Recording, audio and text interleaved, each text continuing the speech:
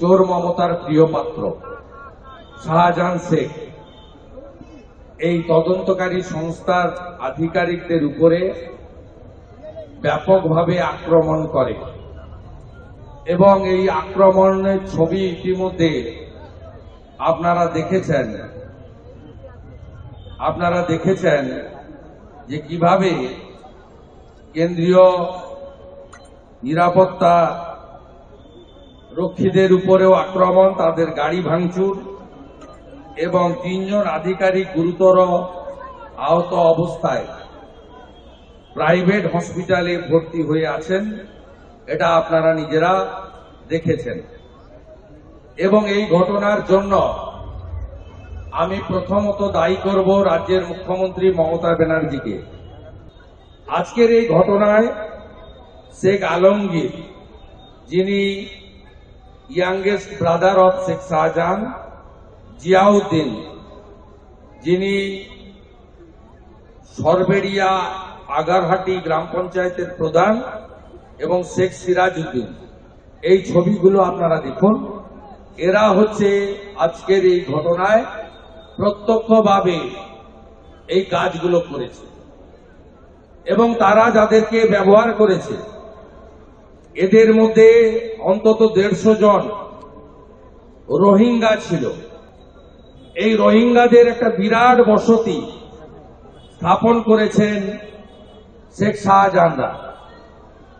তাদেরকে লেলিয়ে দিয়ে, মহিলাদেরকে লেলিয়ে দিয়ে যেভাবে এনফোর্সমেন্ট ডাইরেক্টরেটদের লোকেদেরকে আক্রমণ করা হয়েছে, সরাসরি ভারতবর্ষের সংবিধানকে, তার আইন ব্যবস্থাকে এবং তার যে সরকারি যে গভর্নেন্স, প্রশাসনিক ক্ষমতা, তাকে চ্যালেঞ্জ করেছেন এই গুন্ডারা।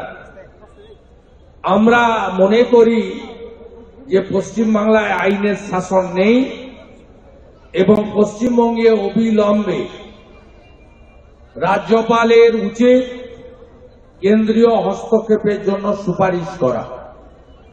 আমি একটু আগেই আসার আগে 1টা নাগাদ মহামান্য রাজ্যপালের একটি অডিও, তার বার্তা পেয়েছি, শুনেছি। তাতে তিনি এই প্রথমবার বলেছেন যে সংবিধান এবং আইন আক্রান্ত হলে আর আইনের রক্ষকরা যদি আইনের ভক্ষক হন, সেক্ষেত্রে সরকার এবং সংবিধান চুপ করে থাকবেন।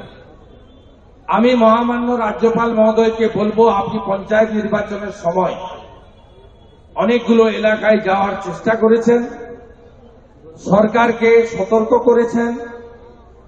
আপনার ওয়ার হাউস যেটা বানিয়েছিলেন রাজভবনে, সেখান থেকে প্রায় 7-8 হাজার কমপ্লেন আপনি রাজ্যের মুখ্য সচিব, স্বরাষ্ট্র সচিব, ডিজিপি এবং নির্বাচন স্টেট ইলেকশন কমিশনার মমতার পোষ্য রাজীব সিনহাকে পাঠিয়েছিলেন।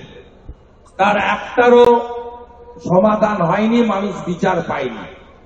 তাই সতর্কবার্তা না দিয়ে সরাসরি আপনি কেন্দ্রীয় সরকারকে এই রাজ্যের গুন্ডাদের সরকার, চোরেদের সরকার, জঙ্গিদের সরকার, মাফিয়াদের সরকার, রাষ্ট্রবিরোধী সরকার, তার বিরুদ্ধে, তার গুন্ডাদের বিরুদ্ধে ব্যবস্থা নেওয়ার জন্য সুপারিশ করুন। এটা পশ্চিমবঙ্গের লোক আশা করে।